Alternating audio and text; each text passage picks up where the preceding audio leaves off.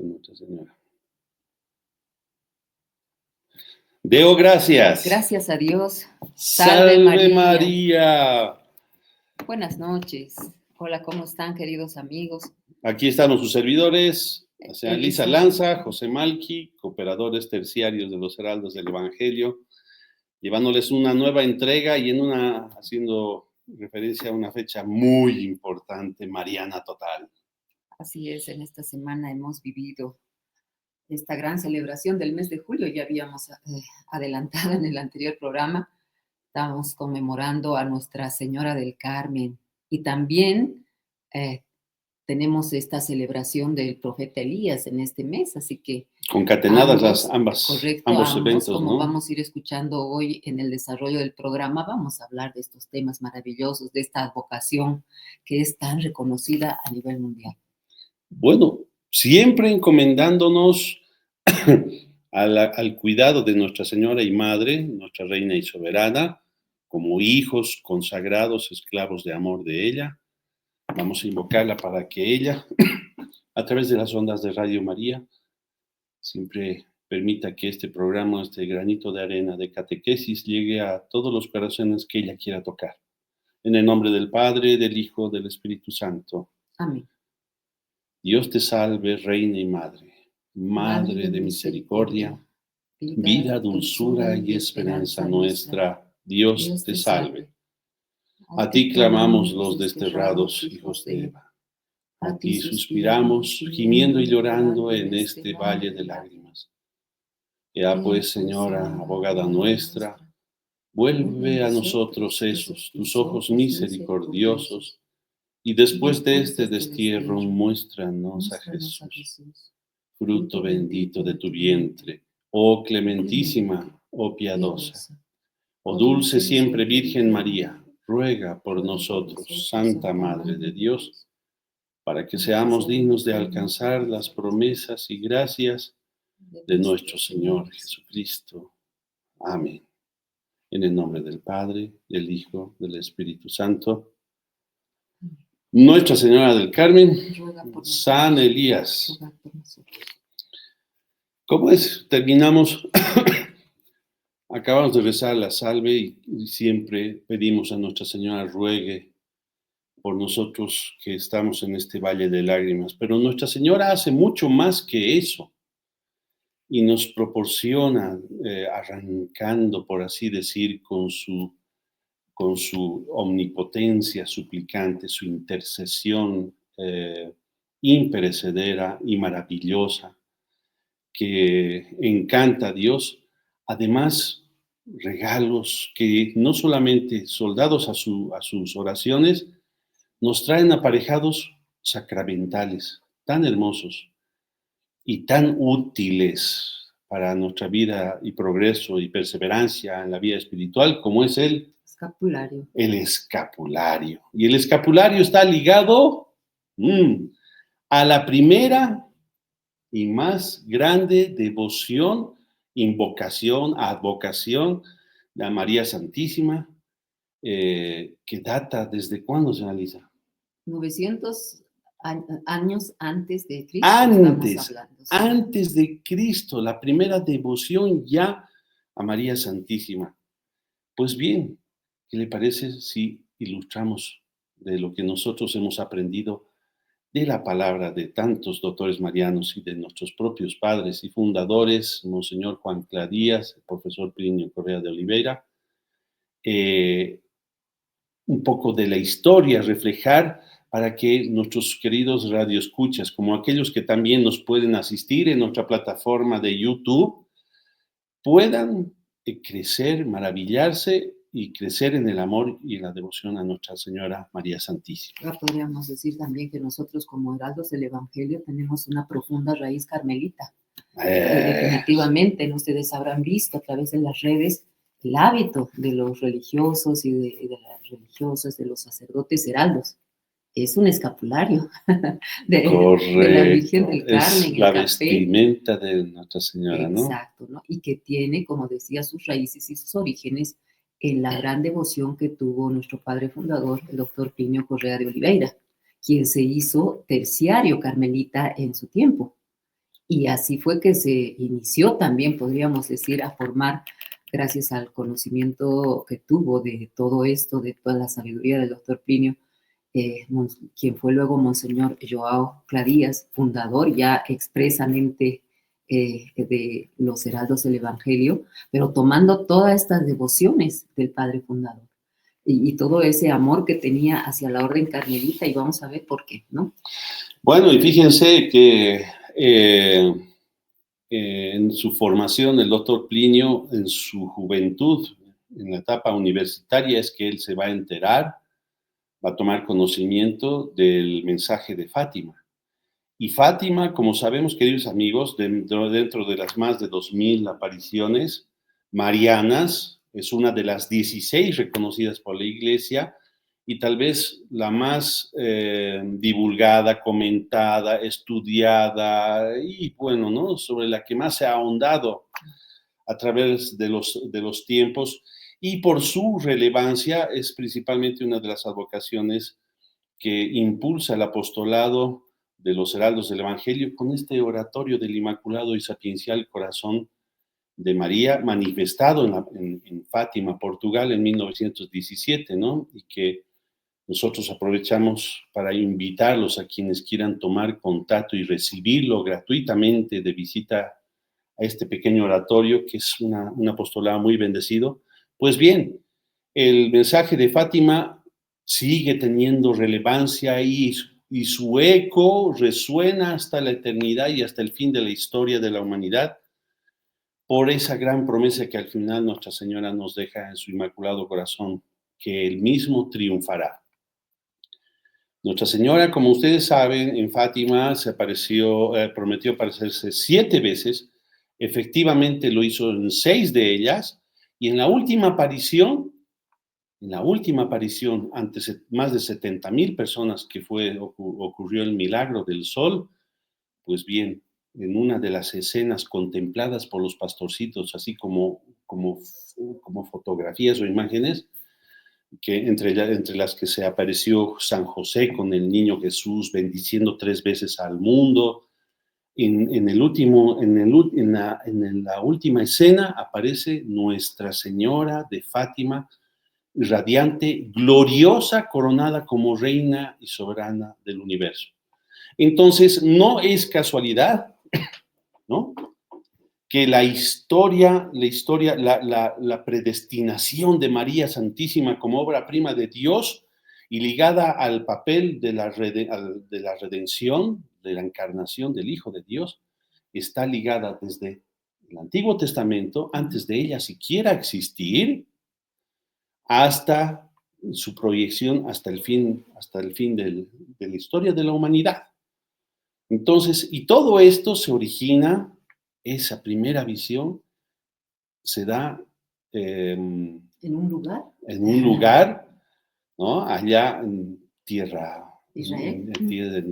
Bueno, hoy conocido como Israel, conocido como Israel, en uno de los montes más simbólicos de lo que es tanto para las principales religiones, ¿no?, la judía, la católica, el islam inclusive, donde se ha manifestado el Dios verdadero, entre ellos el monte Sinaí, donde Dios dio la ley a Moisés, el monte Sión y este otro monte, el Carmelo. Y ¿qué significa esta palabra Carmelo? Significa, bueno, se dice que era un lugar lleno de verde vegetación, ¿no? Y por eso se conoce también como jardín, le llamaban el jardín, porque justamente había esta configuración, podríamos decir, y era un lugar de difícil acceso. Wow. Y Carmelo significa justo eso, jardín del Señor, ¿no? El jardín del Señor, lugar de jardín florido, inclusive, ¿no? Así se conoce, el significado de Carmelo es jardín, ¿no? Entonces, hace referencia a eso el Carmelo. Y es uno de los lugares que históricamente, como pocos, pero de gran trascendencia, evoca acontecimientos grandiosos y trae a la memoria hazañas proféticas y hechos extraordinarios de hombres escogidos. Y entre ellos, el profeta de los profetas, Elías, ¿no? Elías, el encendido, el de fuego, el ígneo, que enfrentará en ese monte a los sacerdotes de Baal. Así es. ¿Quién era Baal? Pues, Baal, pues, ¿quién el era Baal? demonio. El demonio, justamente, ¿no? O sea, Sí, un dios para ellos. un dios falso. Correcto, ¿no? Un ídolo que ellos tenían, pero fue No, traído además por paganos. eso, no que ellos tenían, se lo trajo Esta la esposa del del rey Ahab, ¿no? Que en la ley judaica anterior, en la ley hebrea, perdón, anterior, lo recomendable es que los reyes no se casaran con gente de su mismo pueblo, pero este rey se casó con una extranjera. Exacto. Y Jezabel, una mujer perniciosa que trae aparejado pues todo su culto y su bagaje y su maldad, ¿no? Sí. Que agarra y habiendo no solo uno, sino varios profetas, los manda de Israel, los manda a matar, y el que se sobrevive es Elías, y el que va a representar durante toda su vida la ejecución de la venganza divina. Y entre ellas, pues, este acontecimiento con los más de 450 sacerdotes sí. de Baal, a quienes los reta en este monte del Carmelo. Así es. Fue Elías el que los reta a demostrar cuál era el Dios verdadero. Porque el pueblo hebreo estaba sí, ¿no? Así en la duda. Ustedes le pregunta a Elías, y ellos no saben responder y dudan. Ante la duda, bueno, vengan estos sacerdotes, vengan con su Baal, y yo, invocando al Dios verdadero, hagamos 2 altares o haremos una ofrenda, y aquel sobre el que descienda el fuego del cielo, esa es la manifestación del rey, del Dios verdadero. ¿Y qué sucedió? Pues que se deshacieron en oraciones, en gritos, en rituales, este grupo de sacerdotes de Baal. Horas, ¿no? Horas de horas, y absolutamente no hubo ningún tipo de manifestación.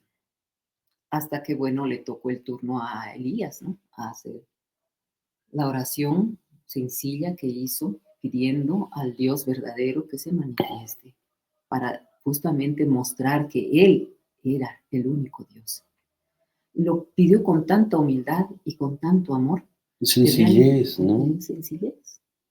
Pero además, pues porque él había pedido que su altar fuera humedecido, para demostrar aún la mayor grandeza de Dios que se iba a manifestar. Tenía esa certeza y esa fe tan grande como profeta, que no dudó un instante. Por eso pidió que se derrame cantidades de agua que chorreaban como un río a los porque lados. ya Israel estaba 3 años ¿no? En sequía ya.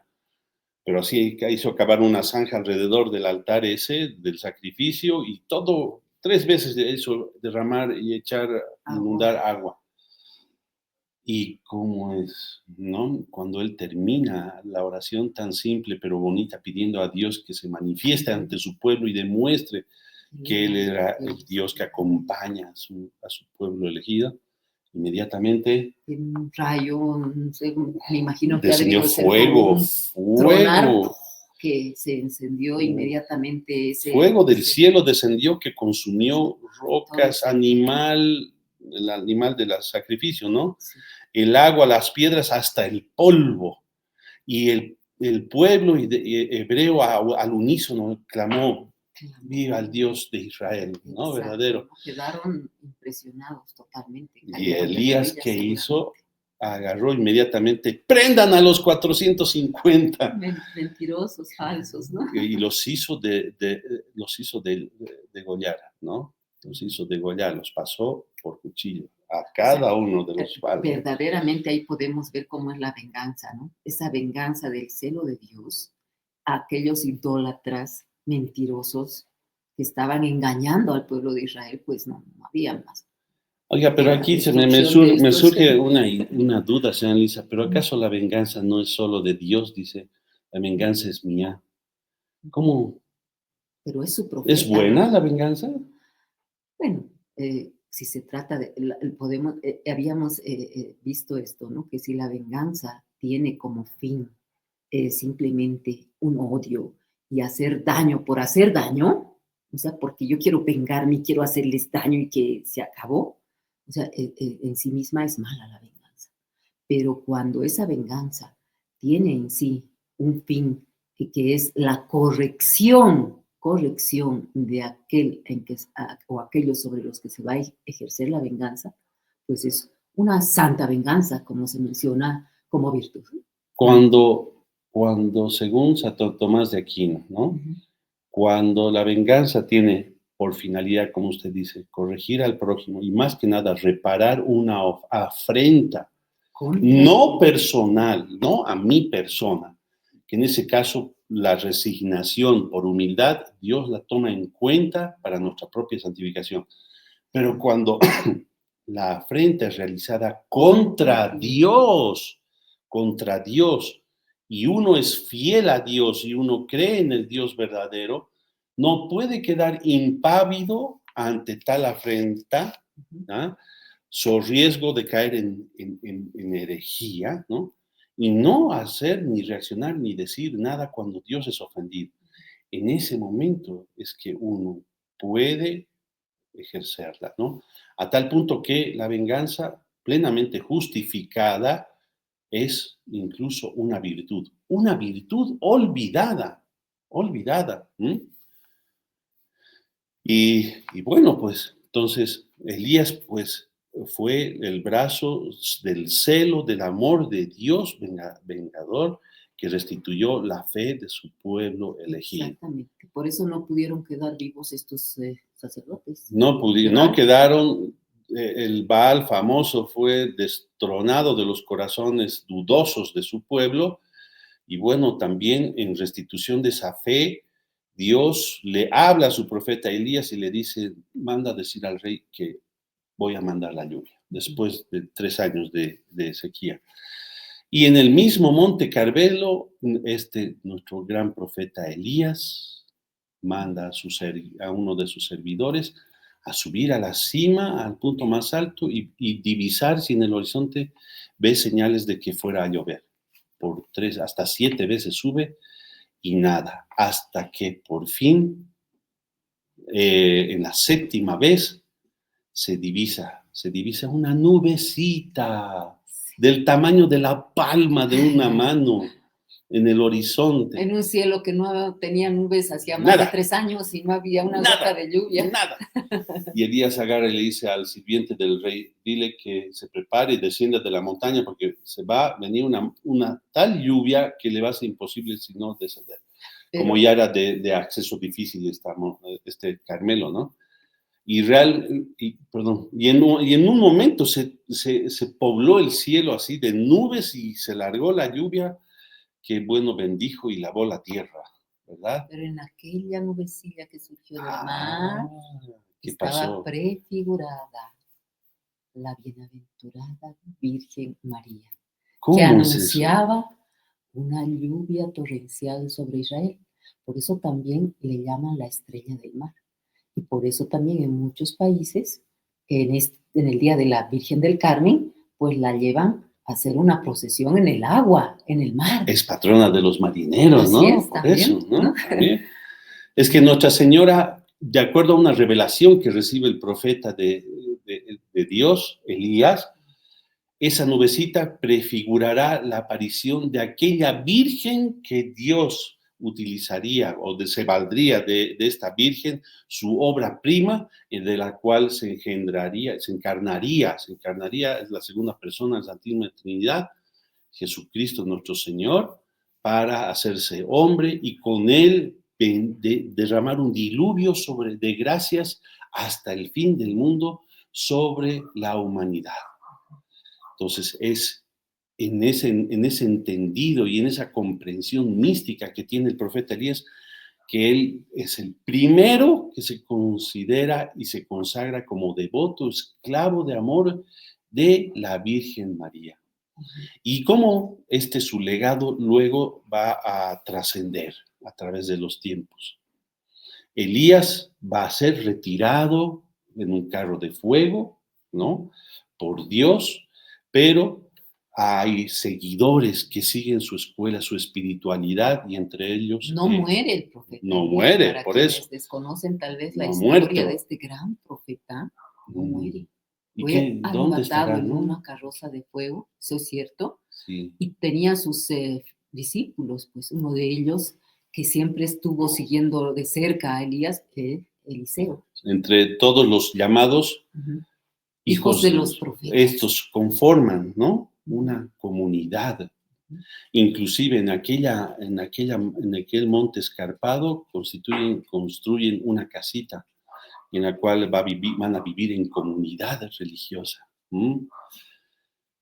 Y se reúnen ya cuando parte a la eternidad en este carro de fuego Elías. No va a la eternidad, está vivo, Bueno, o sea, está vivo, pero dice que está en el paraíso perdido, ¿no? Donde ningún hombre tiene acceso. Están Elías y Enoc está vivo. hasta que sean llamados para venir a combatir al anticristo en el... Ya que emociona hablar de todo eso ya. Sí, pero... Y bueno, prosigamos, porque nos vamos a quedar en la pero figura bien, de... bien hacemos honor a este santo varón profeta de Dios. Y sus hijos, los hijos de los profetas, se reunieron en torno a Eliseo, a quien Elías le deja en señal de entrega de su espíritu, como su discípulo, su manto, ¿no? Su manto, como el primado de esta comunidad bendecida. Y él perpetúa el profetismo, este profetismo sobre la tierra, e incluso muerto Eliseo, su cuerpo profetizó. Increíble. Eso está también en seguramente documentos de nuestra Santa Iglesia, ¿no? Y así estamos hablando de esto porque ahí surge pues el origen de esta orden del Carmelo. Es la primera orden religiosa consagrada al servicio de María Santísima. Y aunque la tradición carmelita está llena de misterios, cómo se han desarrollado, se mantuvieron durante la época de nuestro Señor Jesucristo y luego después. Hay una hermosa tradición que dice que entre las primeras prédicas, cuando los apóstoles recibieron el Pentecostés y el Espíritu Santo y salieron a predicar, entre los primeros que se volvieron cristianos e incluso conocieron personalmente a Nuestra Señora, fueron estos hijos de los profetas, esta comunidad, ¿no? Porque ya sabían de la existencia, aunque solamente profetizada, de que vendría la madre del Mesías. Retornando a su monte, querido Carmelo, edificaron una capilla a Nuestra Señora en el mismo lugar donde Elías había divisado esa nubecilla, ¿no? Este hecho les confirió el título de hermanos de la Santísima Virgen María del Monte Carmelo. Del Monte Carmelo, exactamente, ¿no? Ahora, y vivieron así como ermitaños hasta el siglo XII. Y obviamente no se los conocía de este lado del mundo, en Occidente. Pero, bueno, todo lo que ocurrió históricamente en Medio Oriente, las persecuciones a los cristianos, etcétera, hicieron que, por un acto providencial, porque Dios así lo quiso, huyeran dejando su querido Monte Carmelo y viniesen a Occidente. En Occidente, ellos, en la entonces Europa, cristianizada, ¿sí? Encabezados por su primer prior general, San Bertoldo de Calabria, vinieron a Occidente y empezaron a difundir, además de practicar sus costumbres conventuales, empezaron a expandirse, ¿no? Y dieron en una casta de santos de una talla. ¿Cuáles son? A ver, yo tengo algunos de mis santos favoritos dentro de los carmelitas. Bueno, a mí Santa Teresita del Niño Jesús, Santa Teresa de Ávila, San Juan de la Cruz, son tres que son grandes, ¿no? Realmente han marcado mucho. También, si no me equivoco, Santa Edith Stein también perteneció a la Orden de las Carmelitas. ¿Ah, sí? Sí. En el 1238, ya estando en Europa, siendo bastante rechazados y no debidamente aceptados los carmelitas, que ya estaban establecidos en Sicilia, Chipre, España. Su prior entonces, o general, era San Simón Stock, El primer prior, ahí ya, cuando ¿no? se establece como orden. Claro, y como nadie los relacionaba con las órdenes que ya preexistían, como los dominicos, por ejemplo, o los franciscanos, entonces no eran muy conocidos y aceptados. Entonces, ante la aprobación y el rechazo y las limitaciones que sufrían, San Simón Stock recibe una inspiración de pedir pues a Nuestra Señora su intercesión. Y en la noche del 15 al 16 de julio de 1251 será Nuestra propia Señora que se le aparece a este santo y le entrega lo que usted decía. El santo escapulario. Y ahí ya viene esa promesa maravillosa, ¿no? Esa primera promesa que le hace Nuestra Señora a este gran santo varón. El que muera con él no padecerá el fuego eterno, o sea, no será condenado. Qué impresionante, qué regalo del cielo. Y no es la primera, ¿no? Creo que hay otra promesa, ¿no? Sí, mucho más adelante ya a un papa, a un papa, Juan 22, es al que se le revela también la Santísima Virgen y le hace esa segunda gran promesa, que es añadida a la primera, ¿no? Añadida a la primera, ¿no? Porque yo digo, en muchas devociones que tenemos en sacramentales que existen, la misma devoción al Sagrado Corazón de Jesús y a Nuestra Señora, etcétera, y muchos crucifijos, la cruz de la medalla de San Benito, ese día, así tantas maravillas, o la medalla milagrosa, etcétera. Nuestra Señora hace promesas, ¿no? A quien la lleve, a quien la porte, pero en esta aparición, en esta advocación y este escapulario, una sola promesa le hace a San Simón Stock. Y ese mismo día le demuestra además la Virgen Santísima que esto era real. Por lo tanto, cuando recibe ese día el escapulario San Simón Stock el 16 de julio, se va a topar con un hombre que estaba moribundo, pero que estaba blasfemando. Lo llaman de urgencia a San Simón para que lo asista, pues como era un hereje y un blasfemo, pues no quería seguramente escuchar de Dios y estaba ofendiendo a Dios. Así lo encontró San Simón. Inmediatamente saca el escapulario que le había entregado Nuestra Señora, imagínense. Que es un vestido de ella, es un vestido de la Virgen. El escapulario, ¿no? Es así, ¿no? Este que conocemos, café, un paño café, que lo colgamos delante y detrás, agarró este escapulario y tal y cual, haciendo una oración, se lo impuso a este hombre sacrílego, se lo blasfemo, y inmediatamente se calmó el hombre. Se calmó y entró en conciencia y se arrepintió de todos sus pecados, todas sus faltas, se confesó con San Simón, le administró los últimos sacramentos y murió en paz. Y además, con esta promesa, imagínense, con qué vida habrá tenido, pero no se condenó. Mucha. O sea, y es uno de cientos de miles, ¿no? Claro. Pero ¿cuál es la segunda promesa que le hizo el Papa? La segunda promesa tiene que ver que le dio al Papa. Aquellas personas que lleven el vestido del escapulario durante toda su vida, el sábado siguiente después de su muerte serán sacados del purgatorio y llevados por la misma Virgen, nuestra propia Madre descenderá al purgatorio y recogerá el alma de estas personas que hayan muerto, fallecido con el escapulario puesto, obviamente en estado de gracia. Exacto. ¿No? Entonces, y es simbólico esto, es muy bonito porque esta vestimenta es el distintivo principal del carmelita y es también una réplica de como cuando Elías entregó el manto a Eliseo, en un gesto que simboliza no solo el discipulado, sino también que el discípulo es como que propiedad del maestro. Así también la Santísima Virgen dejaba consignado para siempre que aquel que use su escapulario es de su propiedad.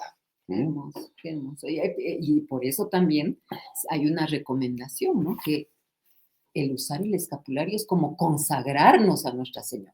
Y por eso, para muchos que nos escuchan, que han hecho tal vez la consagración total a Jesús por María, Nuestra Señora, pues lleven el escapulario, que es un símbolo de nuestra consagración.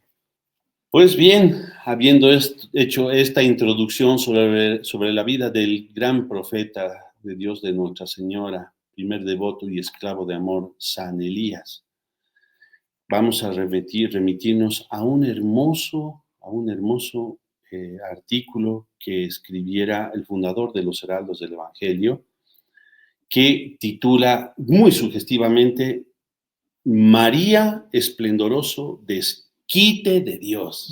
Desquite de Dios, la palabra solamente me recuerda que cuando nosotros estábamos en colegio, hoy en día creo que nadie se aplaza, ¿no? Porque hay un montón de chances y oportunidades, cursos de verano y todo, pero antes irse a desquite, Dios mío, desquitarse era, ¿no? Como tomarse una revancha, ¿no? Una revancha. Y para empieza, salvarte, ¿no? Pero ahí está, María Santísima, el esplendoroso desquite de Dios. El Monte Carmelo, que da nombre a la devoción mariana que se celebra el 16 de julio, fue testigo de acontecimientos grandiosos, protagonizados por San Elías. El primero de ellos se produjo cuando el profeta Igneo purificó Israel del pecado de la idolatría tras desafiar a los 450 sacerdotes de Baal y a los 400 profetas de Aserá, introducidos entre el pueblo elegido por Jezabel, esposa pagana del rey Ahab. Desafiados por el enviado de Dios a ofrecer un sacrificio a Baal que fuera consumido por el fuego sin intervención humana, los falsos sacerdotes y profetas no fueron escuchados por su ídolo, y el novillo que habían preparado permaneció intacto a pesar de sus ridículas súplicas, cánticos y autoflagelaciones. Sin embargo, la oración de Elías, sencilla, pero llena de fe y de ardor, inmediatamente hizo que del cielo cayeran enormes llamas que consumieron el holocausto, la leña, las piedras y hasta el agua que había sido derramada abundantemente sobre la víctima y llenaba la zanja dispuesta alrededor del improvisado altar. Todo este relato lo tenemos en Primera de Reyes 18. Ante tal espectáculo, el pueblo de manera unánime aclamó a Yahvé como el verdadero y único Dios, y a la orden de Elías dio muerte a los impostores. Israel regresaba al Señor, ya no cojeaba de ambos pies, persistiendo en un culto ecléctico y politeísta, abominable a los ojos del Altísimo. Fue también en lo alto del Carmelo donde Elías contempló la nubecilla del tamaño de la palma de la mano que presagiaba una lluvia generosa después de 3 años y medio de sequía. En este hecho, la tradición ve un signo profético de la redención. Tras siglos de estiaje por la escasez de la gracia entre los hombres, la Santísima Virgen María, cual nube llena de bendiciones, traería a la tierra la abundancia de la vida al dar a luz al Salvador del mundo. Qué linda comparación, ¿no? Espectacular. Hermosa que se hace, ¿no? Ese paralelo. ¿Cómo nos hace entender, ¿no? Cómo Dios es, hay simbolismos tan simples, tan bonitos y otros como en las parábolas de nuestro Señor, pero todo tiene todo un sentido que trasciende la historia, los umbrales de la historia y las generaciones. Uh-huh. El origen de la Orden del Carmen. Ya, alguito ya hemos visto, pero a ver, vamos a ver qué nos dice Monseñor, si nos amplía algunos datos. Por favor. 900 años antes de Cristo, habíamos dicho, San Elías vivió en una de las más de 1000 cuevas que habían en ese mismo monte. O sea, era un ermitaño San Elías y vivía allí con nada, en una cueva. Allí era su hogar, rodeado de otros profetas, discípulos suyos, retomando esta bendita tradición. Siglos más tarde, algunos piadosos cruzados dedicaron allí su vida al recogimiento y a la mortificación, bajo la especial protección de Nuestra Señora, a quien erigieron un santuario luego muy visitado. El fundador de la primera comunidad del Carmelo fue San Bertoldo de Malpaida, guerrero de origen francés que reunió a su alrededor algunos ermitaños dispersos en el Hader, región que estaba en el norte, ¿no?, de este lugar, y en Haifá. En los albores del siglo XIII, San Brocardo fue su sucesor, le solicitó al patriarca de Jerusalén que se apruebe esta orden. Es así que ya se da origen a la regla del Carmen, que está vigente hasta nuestros días. Tras la aprobación pontificia de esta orden, algunos de sus miembros recién se trasladan a Occidente. Debido a la fragilidad del dominio católico en Tierra Santa, en Europa, el pueblo de Dios recibió a los venerables eremitas como dádivas del cielo y adoptó la costumbre de llamarlos hermanos de la bienaventurada Virgen del Monte Carmelo. Sin embargo, algunos príncipes y clérigos hostilizaron a los carmelitas, fueron perseguidos también, iniciando esta terrible persecución. El escapulario, signo de predilección mariana. Alarmado por el peligro que corría el futuro de la orden, su nono superior general, ya llegamos a San Simón Stock, se dirigió a la patrona de la comunidad, a nuestra madre, para implorarle especial protección y una garantía de benevolencia. He aquí la letra del himno que compuso para suplicarle a la bondadosa señora que los distinguiera con muestras de su amor. Flor del Carmelo, viña florida, esplendor del cielo, virgen fecunda y singular, oh madre tierna, intacta de hombre, a los carmelitas proteja tu nombre. Una canción, ¿no?, que se canta también, muy linda, hermosa. Sus ardientes oraciones fueron escuchadas. La bienaventurada Virgen se le apareció, acompañada de legiones angélicas, llevando en sus benditas manos el escapulario del Carmen.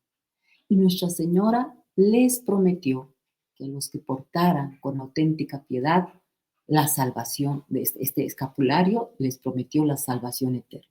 O sea, no se condenarían, obviamente. Y así pasaron los siglos. Esta devoción mariana se volvió tan universal como la propia Iglesia, hasta el punto de que un gran número de católicos usan hoy el escapulario en señal de sumisión, reverencia y afecto para con la Madre Conredentora. Así pues, partiendo de lo alto del Monte Carmelo, las bendiciones marianas se esparcieron por toda la faz de la tierra.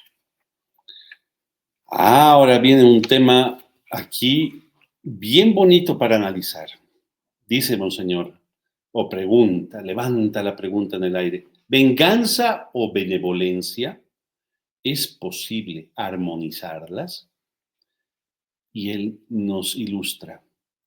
A la luz de esta historia tan real como admirable, cabría preguntarse, ¿por qué la providencia, en su infinita sabiduría, quiso unir la más tierna de las devociones a una montaña marcada a fuego por la divina venganza? ¿No parece contradictorio? ¿Cómo se concilia el celo vengativo de Elías con la insuperable suavidad de la Virgen? Santo Tomás de Aquino expone en la Suma Teológica las características de una virtud olvidada, la santa venganza. Sí, queridos radioescuchas, cuando es practicada rectamente, he aquí la cuestión determinante. La venganza es una virtud evangélica de la cual el mismo Jesucristo nuestro Señor nos dio ejemplo. De este modo, debe ser considerada hermana de las demás virtudes y con ellas armónica. Pero, ¿en qué consiste esta virtud?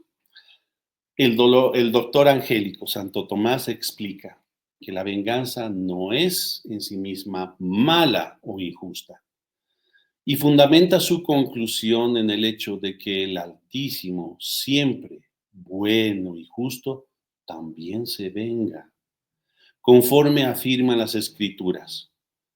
Debemos esperar de Dios el poder vengarnos de los enemigos, pues en el Evangelio de Lucas leemos: ¿dejará Dios de vengar a sus elegidos que claman a Él día y noche? Como si dijese: cierto es que los vengará. Aquí un paréntesis, me acuerdo del primer crimen que cometiera la humanidad en las personas, en el hecho entre la disputa entre Caín y Abel, cuando Caín mata a Abel y Dios busca a Caín, que se escondía así, y le dice: Caín, ¿dónde está tu hermano Abel? ¿Acaso soy responsable de mi hermano? Pues su sangre clama a mí desde la tierra por venganza, dice, ¿no? Continuamos. A continuación, Santo Tomás esclarece que hay que tener en cuenta las disposiciones de quien ejerce la venganza. Si lo que busca es el mal del pecador por odio a su persona y no como remedio para los efectos de su falta, la venganza es mala e ilícita. No obstante, si lo que principalmente intenta el vengador es un bien al que se llega mediante el castigo del pecador, por ejemplo, su enmienda, o por lo menos el que se sienta cohibido, la tranquilidad de los demás, la conservación de la justicia y del honor debido a Dios, entonces puede ser lícita la venganza. Por consiguiente, la venganza, en tanto es lícita y virtuosa, en cuanto que se ordena la represión de los malos. Además, la virtud de la venganza no se contrapone a la paciencia en el sufrir las injurias, sino que se reconcilia con ella. Los malos son tolerados por los buenos en lo de soportar pacientemente, como conviene que sea, las injurias propias, pero no así las injurias contra Dios o contra el prójimo. A este propósito dice San Juan Crisóstomo: ser paciente en las injurias propias es digno de alabanza, pero disimular las injurias contra Dios es demasiado impío. Santo Tomás determina también las relaciones existentes entre la venganza y las virtudes de la fortaleza y del celo, siendo esta última hija de la caridad. La fortaleza predispone a la venganza apartando el temor del peligro inminente. Del celo, por cuanto supone fervor del amor, o brota la raíz de la venganza contra las injurias hechas a Dios y al prójimo, consideradas como propias. Por otra parte, a la venganza se le oponen dos vicios. El primero, por exceso, es la crueldad, en cuanto que se extralimita en el castigo.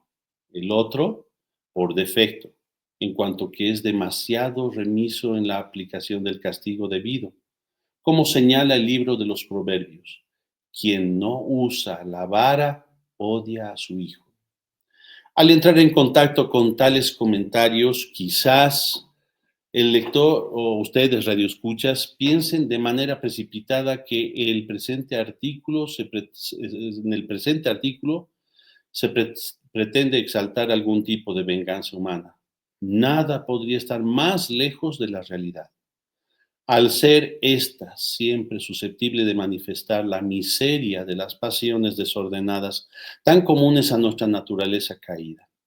Lo que se propone, eso sí, es realzar la belleza de una venganza que, por su propia esencia, es invariablemente perfecta y equilibrada. Aquella ejercida por Dios contra sus enemigos, cuyo fiel reflejo se encuentra en la más excelsa de las criaturas. En efecto, así entendida, la venganza tiene su morada en el sapiencial e inmaculado corazón de María, como por cierto cualquier otra virtud. Aunque es la madre de todas las dulzuras y suavidades, Nuestra Señora sabe actuar con prontitud y fuerza cuando las circunstancias lo exigen. Las victorias más grandes de la cristiandad han sido logradas por su intercesión. Por eso la Iglesia la proclama la más implacable y eficaz enemiga de los que se levantan contra la fe.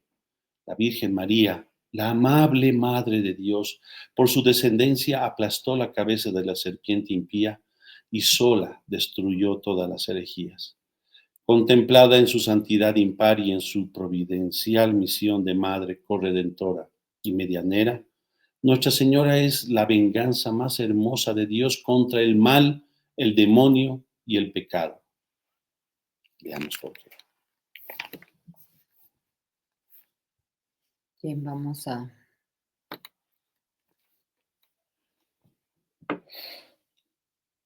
la profunda relación entre el Señor y María Santísima.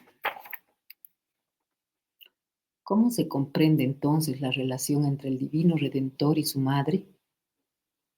Lejos de proyectar una sombra sobre la vinculación íntima y estrecha entre Jesús y María, este Evangelio arroja luz para que entendamos hasta el fondo la belleza y la santidad de la unión que existen entre ambos. Estamos refiriéndonos a Mateo 10:37. El que quiere a su padre o a su madre más que a mí, no es digno de mí.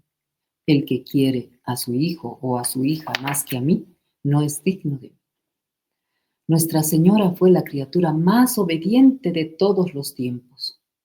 El único anhelo de su corazón inmaculado era hacer la voluntad de Dios, el cual llevaba a cabo con irreductible determinación, adaptándose generosamente a los designios del Altísimo, por muy incomprensibles y dolorosos que fueran, dócil al mensaje del arcángel Gabriel.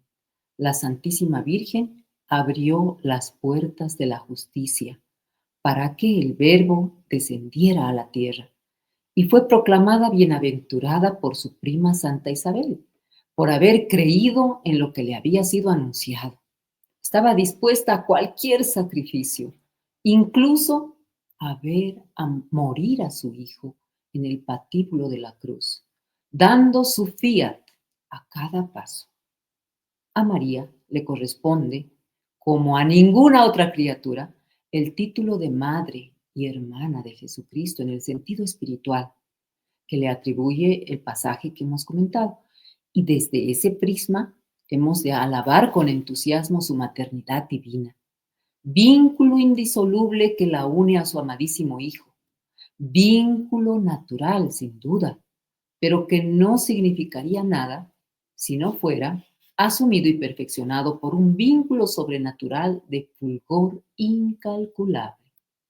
Por tanto, la Virgen Madre es, en la acepción más elevada del término, la venganza divina contra la falta de Eva y contra quien la provocó creyendo que obtenía un triunfo definitivo.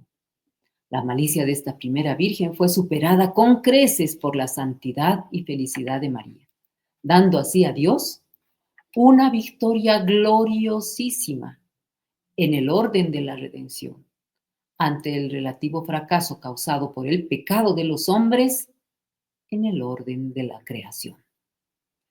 Bien, ya para terminar podemos ver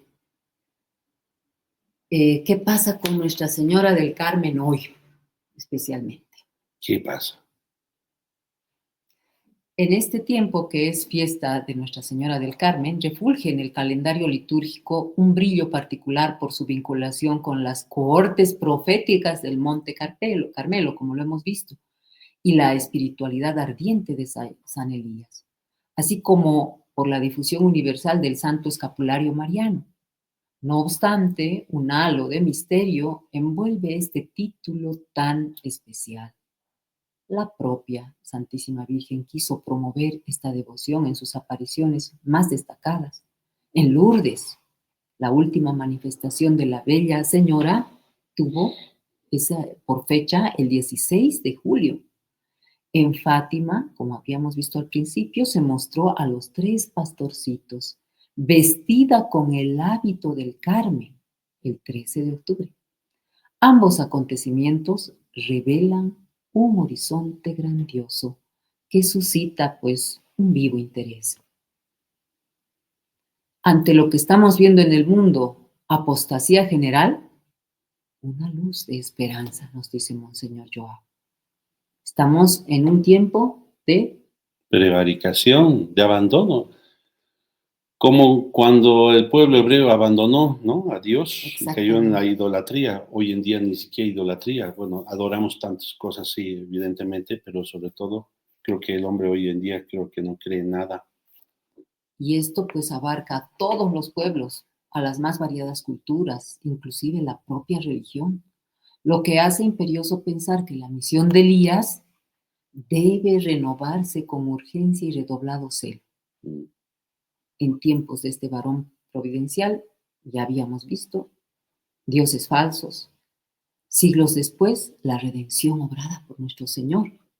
La civilización cristiana es barrida por un torrente de apostasía que arrastra a ingentes multitudes.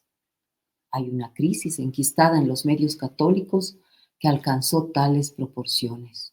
Vemos la abominación de la desolación erigida en el lugar santo, como se menciona en Mateo 24:15.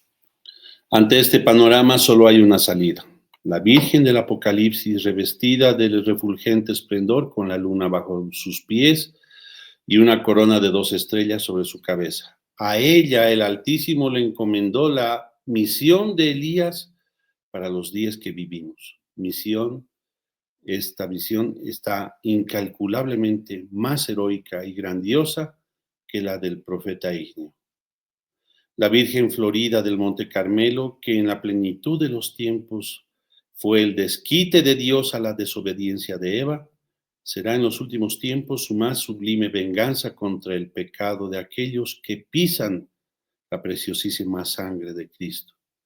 Por medio de sus hijos fieles, derrumbará los ídolos odiernos y librará a la Santa Iglesia de la cárcel oscura y purulenta donde sus enemigos pretenden retenerla como emparedada viva, ya que no pueden destruirla en virtud de la promesa de inmortalidad que la sustenta.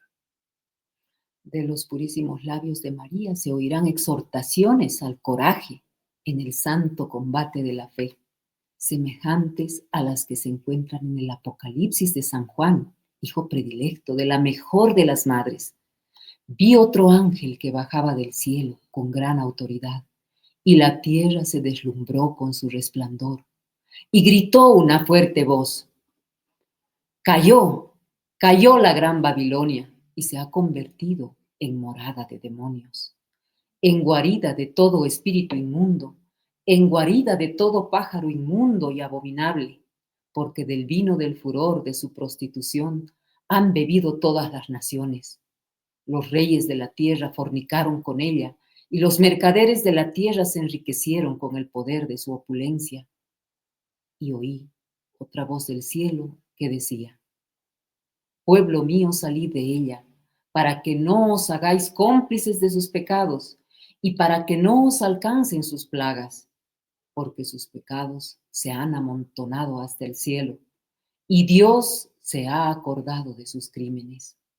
Pagadle con su misma moneda, devolvedle el doble de sus obras, mezcladle en la copa el doble de lo que ella mezcló, en proporción a su fasto y a su lujo. Dadle tormento y duelo, porque ella decía en su corazón: estoy sentada como una reina, no soy viuda y no veré duelo nunca. Por eso, en un solo día vendrán todas sus plagas, muerte, duelo y hambre, y será consumida por el fuego, porque es poderoso el Señor Dios que la condena. María Santísima, concluyendo, simbolizada por la nubecilla que anunció a Elías la proximidad de la lluvia, resplandecerá en lo alto del monte Carmelo, alentando a las huestes del bien y dispersando a los enemigos de Dios a fin de instaurar el reino de Cristo sobre la tierra, como lo anunció en Fátima. Por fin mi inmaculado corazón triunfará. Con los ojos puestos en Nuestra Señora del Carmen, procuremos con fidelidad y celo luchar por la causa de Dios, seguros de su victoria. El día de la santa venganza no tardará. Alegrémonos y exultemos, pues nuestra liberación está cerca. Amén. Hermoso cierre. Gracias, Monseñor Joao, que seguramente nos escucha desde el cielo. Ojalá Dios así lo haya permitido, tenemos esa certeza. Y nos vamos a despedir ya, queridos amigos, hasta una próxima entrega, el próximo sábado, con la bendición de Dios. Por favor, compartan esto y hagan el mayor bien posible, ¿no? Llevándolo a quienes puedan ustedes para difundir siempre esta catequesis, que se las presentamos semanas tras semana con mucho gusto. Bajo el amparo de Nuestra Señora nos acogemos y que interceda ella por todos nosotros, por todos ustedes. Será hasta una próxima entrega. Nos despedimos. Deo, gracias. Salve María. Salve Buenas María. noches, amigos.